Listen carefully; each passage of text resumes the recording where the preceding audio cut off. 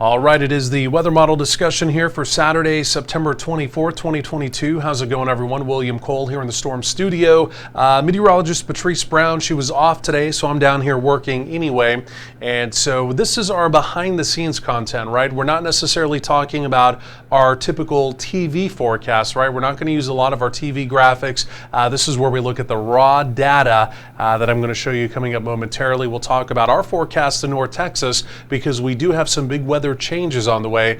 As we get into next week, it will definitely be feeling more like fall. And then of course we also have to run down the tropics. High impact tropical activity could be quite possible, if not likely, in the Gulf of Mexico as we head into next week. So really a lot to talk about.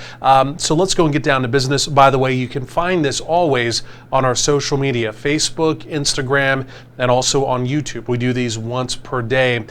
So again, taking a look at the overall setup, first of all, again, you can see a couple things going on. I wanted to show the surface chart. This is something that we do use on TV. Number one, you can see the blue lines off to the north, right? We've got a big storm trough up there, and we've got a couple cold fronts. They're going to kind of merge together as one, but it will be arriving tomorrow here in North Texas. This will not be a blast of cooler air, nothing like that, but it is going to take our temperatures from the 90s, essentially where we are today, temperatures well above normal as we look around the region, and it's going to put us in check. Our temperatures in check back into the 80s. It's also going to bring some very fine, less humid, fall-like crisp air into the area, and with temperatures in the 80s, no humidity next week, I really think you're going to like the forecast. It's really going to be our first real taste of fall this season, obviously, here in North Texas. There are the temperatures. Quick check even here in North Texas. And yeah, again, you can see we're generally in the 90s. Right now, we're recording this just right around 2 p.m. So again, temperatures well above normal. A typical high this time of year would be right around 86. So again, already early this afternoon, again, well above normal. So what I want to do, I want to switch over just to the raw graphics now. And the first thing we're going to look at, this is the visible satellite imagery here. And obviously where you're seeing the areas of white, those are clouds, right? So we've kind of got some spreckled cloud cover, what we call fair weather cumulus cloud, most of it closer to the Gulf of Mexico where there's a little more humidity. Generally speaking, here in North Texas, we're really mostly sunny. Then you can see a cloud deck up in Oklahoma. That has to do with the stalled out frontal boundary up there. Again, that secondary front will kind of merge with that and then give it a secondary boost into North Texas, like I mentioned, as we get into tomorrow. But if you're wondering where the precipitation is today, in fact, it's up in Oklahoma. There's scattered activity. You can see up along Interstate 40. This is just the composite imagery, and this is from weathermodels.com, one of the sites we really like to use here. And so again, you can always find them online, obviously. So again, just some scattered activity up in Oklahoma. Also, you can see a little bit of scattered activity even down along the coastal bend, like down around the Corpus area. Scattered activity will be in the forecast down there today as well. Otherwise, here in North Texas today, we're essentially dry. No real chance of any active precipitation here whatsoever. So what I want to do from there, I want to switch over to, this is really what it's all about. This is the upper air chart, the 500 millibar chart. This truly tells the weather story any time of year, again, what's going on. So number one, a couple things you can see here. Number one, the heat dome that had been centered directly over North Texas, it's now backing up to the west. This is what we call retrograding off to the west. You can see the ridging pattern developing out there. So the heat today is beginning to shift off to the west out of North Texas. And on the front side of it, we have what we call a troughing pattern developing, right? You can see the overall, what we call a long wave trough. That's allowing those fronts, those cold fronts, to slide down into the area. And again, in general, that will be a much cooler pattern in the northern tier, also up in the Midwest. Temperatures up there, in fact, will begin to trail below normal. Now here in North Texas, we're kind of on the cusp of both of those, you can see. So our temperatures here, in general, we'll be trending closer to normal, right? We're talking about mid 80s, and in fact, there may be a day or two next week that we trend just below normal. We don't have a big blast of cooler air because the main trough is going to be still well to our north. And again, we're saying goodbye to the 90s, at least for right now, because that ridge is beginning to shift off to the west, right? So that's the overall setup, and that's essentially the important detail part of our forecast. Now, exactly what happens with that trough, we're going to look at the model data again coming up momentarily, and we'll truly go over that. So where is all the active weather today? This is just looking at the Storm Prediction Center website showing where the opportunity of severe weather is. This is what they call their Convective Outlook. There's a marginal risk over around the Mississippi River Valley. Again, you can see especially over around the Memphis area, even parts of Little Rock, could be some severe weather there, mainly with the wind threat as we go through the day today. There's that wind probability, and there's a fairly low wind hail probability. No tornado threat, at least a minimal, very minimal tornado threat with any activity over there today.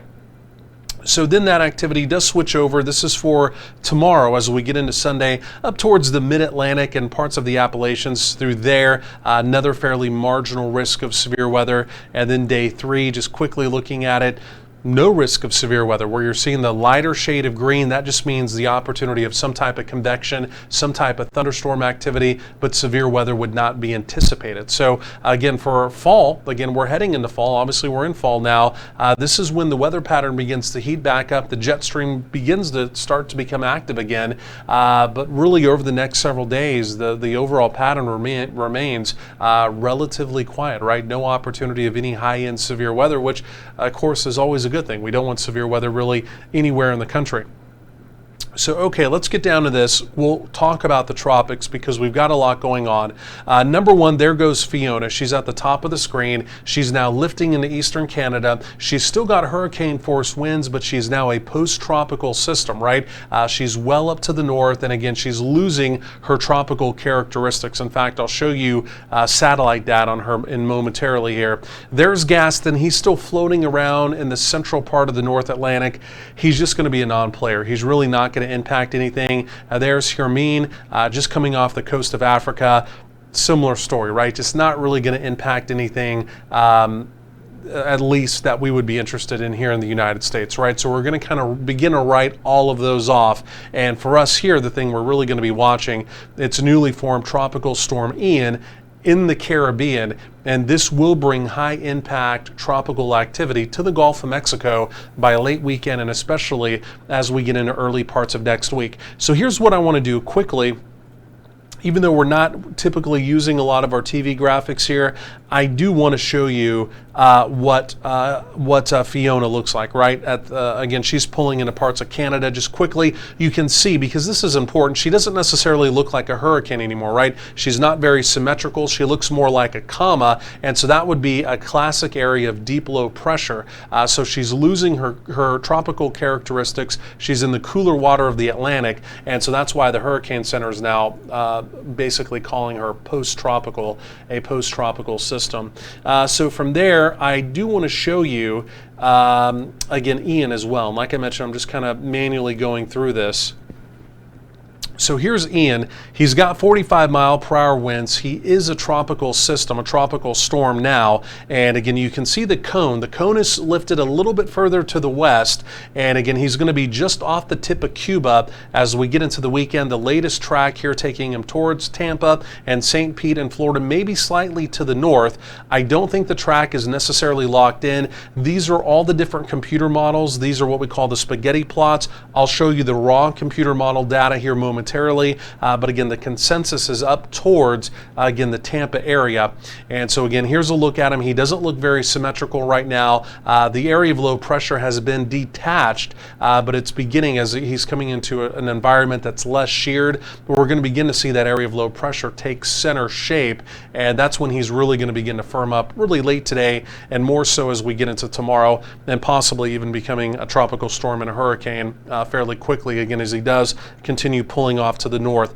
This is what the model does. This is the American model. I'm not necessarily buying the far westerly track here yet. The American model, what we call the GFS, does not typically do very well with tropical activity.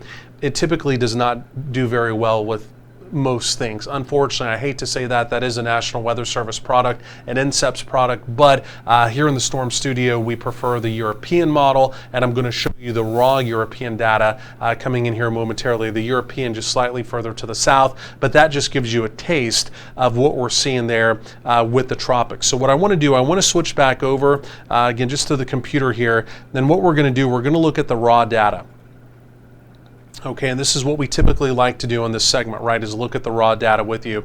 And so now we're going to switch over to the European model. And this is just the raw look at it, and this is going to load up. And this is going to be the very latest run that just came in. So we'll look at this together. Obviously, you're watching kind of in the center lower part of your screen. We're watching the system spin up. There it is, right off the coast of Cuba. Okay, right off the coast of Cuba. That's going to be by late Monday, early Tuesday. And the very newest run is still, man, it's still right towards Tampa, St. Pete, and then lifts up through parts of Central Florida, grazing even parts of the Panhandle. The western fringes is the less dynamic part of the system. It's mainly the core to the east you really have to worry about. So the west grazing the Panhandle, but there's still more of a centerline track. And then take a look at that. It goes right up into Georgia, kind of stalls around, then up towards the Tennessee-Ohio River Valley, and then up into the northeast. So again, that's the very latest run there of the Euro. You know, the model consistency, so we look at run to run. These global models come in about every 12 hours. And so we look for the consistency as it begins to show the same area over and over. That's when you start to build your confidence in the forecast. And I can tell you, the Euro, the better performing model of all of them for tropical activity, again, the confidence is now beginning to build just slightly for that Tampa St. Pete landfall. So it's still very early. This is still only a tropical storm. We still need to watch this. Again, that is not a locked in path whatsoever. I can tell you that. In fact, a lot of times there's a deviation of up to 200 miles even as they begin to approach land. So we still need to really watch that carefully.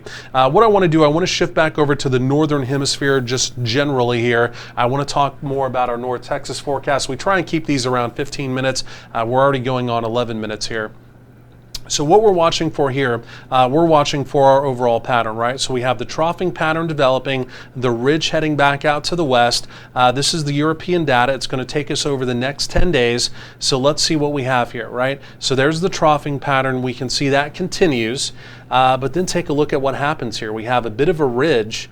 We have a bit of a ridge here beginning to build back in. So even though we're going to have some less hot, more comfortable like temperatures over the next several days, we do have a bit of a ridging pattern build back in. And in fact, even towards the end of that 12-day, even over the next end of the 10 days, I should say, that ridging pattern continues. And even on day 11 and day 12 of my updated 12-day, we see that with temperatures beginning to get back into the lower 90s. There is, you can see a new trough developing out along the Pacific West Coast, and maybe in 12 to 14 days, there's an opportunity that might come into the southern plains and give us some active weather. But I can tell you, your rain chances other than tomorrow, it's very limited tomorrow. I'm going to show you these coming up. Over the next 10 to 14 days, we go back into a very dry pattern, folks, and I'm telling you, we need some rain, and this does not look good at all as we begin to head into the early parts of October. October, typically a wet month. Hopefully we can get some rain in October. Otherwise, we're going to be back into the problem category. So with that being said, let's switch over to the 850 millibar chart. This is taking you above the surface, showing you any true air mass change happening with any fronts that would be moving through. So here comes the front for tomorrow. You can see the bulk of the, we'll call it cooler weather, truly stays up in the northern tier and parts of the Great Lakes region. It will be a real taste of fall for them. We enjoy the less hot air for most of next week, but then here comes the ridge beginning to build back in. It's not going to put us back into the upper 90s, but some lower 90s appear to show back up in the forecast. And then you can see out on the west coast, there's that next storm trough. Again, we'll have to watch that in about 12 to 14 days on down the road with a possible pattern change with that. So from there, let me go and show you, this is rainfall from the European model. Then we'll look at the high-res data for tomorrow. But just over the next 10 days, there's tomorrow. Okay, so we're already picking up. And the way you look at these global models, first of all, and a global model, just to explain this further, is something that is forecasting for North Texas the exact same it's forecasting for Antarctica, right? It forecasts for the entire globe. So the resolution is normally not that high. You take away signals from these models, right? So for tomorrow, it's painting on a little bit of green, and it's showing us within a 6-hour snapshot, it thinks there could be some what we call QPF, or some precipitation in North Texas. It is not matter of fact where it is. So you look at that and you say, okay, the global model showing a very slight opportunity of something in North Texas. And then we drill down on that with the high-res data that we'll do here momentarily. And that's where you develop your rain probabilities from, your precipitation probabilities, okay? So it's giving us the signal that it's still showing something tomorrow when that front comes through, right? After that, we're dry. Going forward, we're dry. Over the next 10 days, we're bone dry, nothing showing up, right? So our only real chance over the next 10 to 12 days would be tomorrow. Again, very slight rain chance tomorrow. And then again, 12 to 14 days, we see that big trough off to the west. At some point, that's going to have to come through, okay? One other thing I want to show you before we get to the high-res data for tomorrow, I want to look at dew points, right? This is how dry the air mass is going to be. And whenever you have a front come through, especially in the fall, this is the one chart you always look at, right? Because a lot of times these fronts this time of year will bring a very dry air mass in. And look what happens. You see the blues. Again, that's not cold air, that's dry air, less humid air. And look at that. Man, oh man, you can see we're in kind of that northeasterly, easterly flow at the surface. And we are bone dry. And towards the end of the 10 days, you can see down along the coast, you see that push of Gulf of Mexico moisture that may be arriving back in 10 to maybe 12 days. So we're going to go through the extended forecast bone dry. Again, even humidity. I mean, there's just no humidity. And so it's going to be a very comfortable forecast. Okay, so even though unfortunately we're not getting rain, temperatures will slowly ease back up towards the end of the 12-day. Again, there's just not going to be a lot of humidity around. I think you're really going to, that part of the forecast, I think you're really going to enjoy. Okay, from there I want to switch over to what we call the HRR model. This is the high resolution rapid refresh. We call it HRR for short. And so this is what you would typically call the future radar, right? Even on TV, this is one of the models we show because this will give you a high resolution future radar view, okay? This is ran every hour, typically going out about 18 hours, but 4 times per day. This is ran out for 48 hours, okay? So this will be the extended look at the HRR model. This will take us out over 48 hours. And as we do that, let's go and roll this into motion. You can see the scattered showery activity up in Oklahoma today. But here comes the front tomorrow. And look what the HRR model does. Again, you can see in the high resolution data, it's trying to, there it is, trying to crank out. It's going to be hard to do, but it's going to try and crank out a couple showers near that frontal passage by late in the day. Again, I still think it's only about a 20% opportunity. In fact, my updated 12-day, I put a 20% shot on there. The coverage will be very spotty. Any activity we see would be fairly light, but out of the next 12 days, there's your rain chance. I mean, there's really just nothing else showing up, unfortunately. Okay, with all that being said, let's go and put some data points with this. Let's go and put some data points with this. Here's the Euro model, first of all, and these are looking at temperatures, right? This is looking at the temperatures. You can see hot today, obviously hot tomorrow, but then there's the trend down. And again, the Euro's putting us in the mid-80s. By Thursday, the Euro's forecasting 80 with a secondary push of some less hot air. I think that 80 is probably a little too cool. And then you see as that ridge begins to build back in by the following Sunday and Monday, 9-10 days down the road, it puts us back in the lower to mid 90s. That's probably a little warm. I think some lower 90s would probably be more accurate. So here's what the blend of models does. All the data combined, weighted together. This is what we like to look at here in the Storm Studio. Again, tomorrow, Sunday, 97, still hot, but there it is. Monday, 88. Tuesday back to 90, but here comes that secondary push of less hot temperatures on Wednesday, 87. And then by Thursday, 84 Friday, or I'm sorry, 83 on Thursday, 84 on Friday, and then we slowly ease back up into the lower 90s. And to me, looks about right. So that's essentially your forecast, and that's essentially what you're going to see on my updated 12-day as well. Otherwise, just looking at that Res her model for tomorrow. Again, there it is. You can see probability of precip. In fact, for Dallas Fort Worth, immediately, respectively, it's in fact not including any precip. Again, we've got that 20% opportunity for tomorrow. But again, outside of that, even looking at the high res chart, it's essentially not doing anything. So it's a dry forecast. Again, temperatures on Monday will begin to trend down. Early next week, we get a pretty decent push of some less hot air, lower to mid 80s showing up, and then by the end of the 12-day, in fact, we'll trend back up to the lower 90s. In fact, quickly here, let me see if we can't just punch up my 12-day, and we'll also take just a quick peek at that, and then we'll wrap this up. In fact, let's do this. So this is my updated 12 days. So there it is. You can see for tomorrow, Sunday, 20% opportunity, still hot. We trend down the temperatures, and then we trend back up to right around 90, basically by day 8 all the way, I'm sorry, day 10 all the way through day 12. And again, after that, we may have another storm trough coming in with possibly some less hot temperatures and maybe some rain chances, but otherwise we're dry. So that's where we are, folks. I think we went way over time on this one, but just a lot of info to get through today. And again, thanks for watching this. Like I mentioned, this is something we typically put on our social media. Again, if you have any questions, feel free to leave them in the comments below. Also, be sure to give us a like and a subscribe. Again, if you're watching us on YouTube, or again, give us a like on our Facebook page under this video as well. Otherwise, thanks for watching. Enjoy your weekend, and again, we'll talk to you again soon.